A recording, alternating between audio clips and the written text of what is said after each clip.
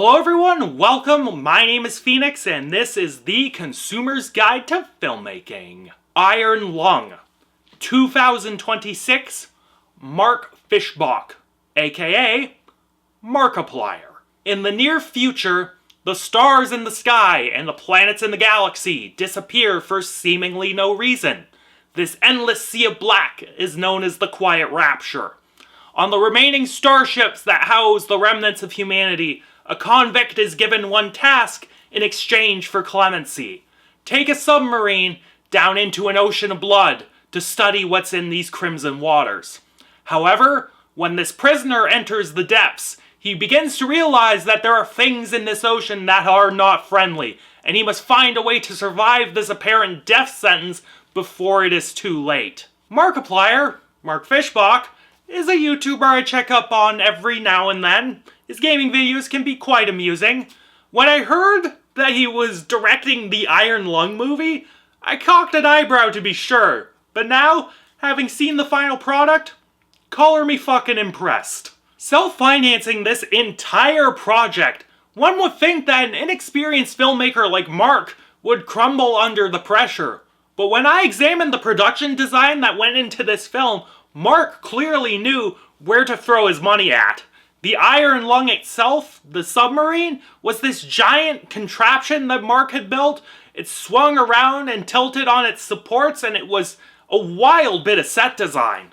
The few computer effects that were used in the film, such as that giant blood ocean dream sequence, were decent for a self-financed production of this size. Combine that with Mark being flung around all over the inside of this giant contraption and being doused in that red liquid and covered in all that makeup and prosthetic work at the end, Mark was clearly willing to take bumps and do everything he could to make this experience memorable.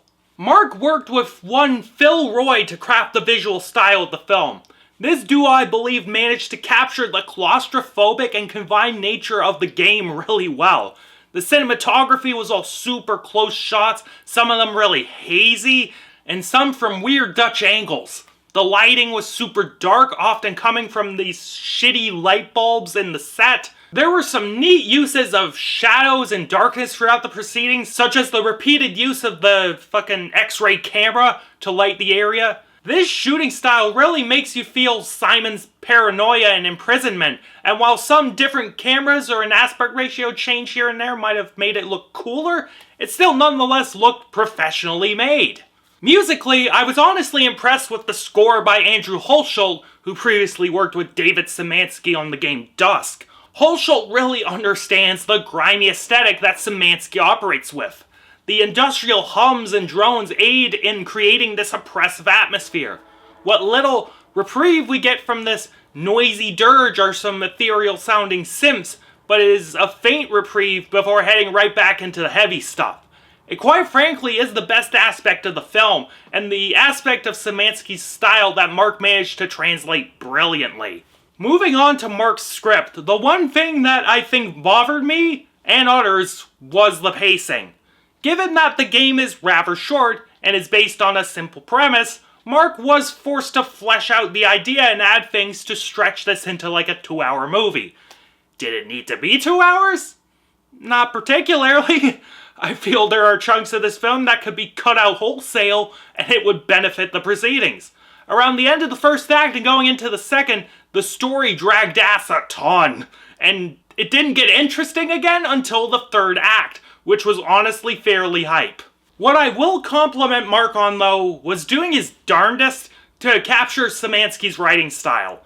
While I think chunks of text were ripped right from the game, there were moments of dialogue that Mark clearly wrote that felt like something Szymanski would write. The poetic nature of it could come through quite naturally, and I wish Mark explored that more. But generally, Mark was very much relying on common screenwriting conventions and his own brand of silly dialogue, and it at times clashed with the ominous tone of the game that Szymanski intended. But I think Mark did an okay job, all things considered, and the parts that weren't tonally weird were perfectly in line with the game. Speaking of okay jobs, Markiplier's performance. Mark is a perfectly fine actor. Would I have cast him in this role? Probably not. But given that this is Mark's passion project, Some might say vanity project, but that's their opinion. And he's throwing his own money at it. He had every right to star in his own film and have it be a one-man show, essentially.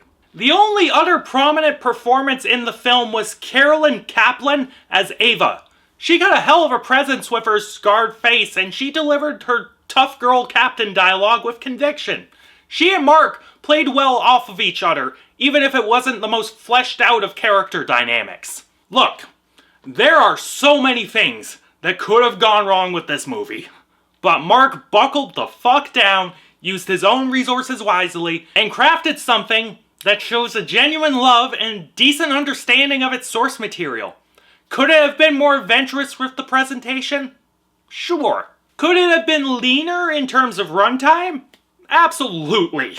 But for a first go-round as a director, Mark did pretty damn well, and I hope he gets another shot at making a proper movie. If you're a big Markiplier fan, or like the Iron Lung game, keep an eye on this movie and maybe support Mark by seeing it in theaters if you still can, or renting it on the VOD.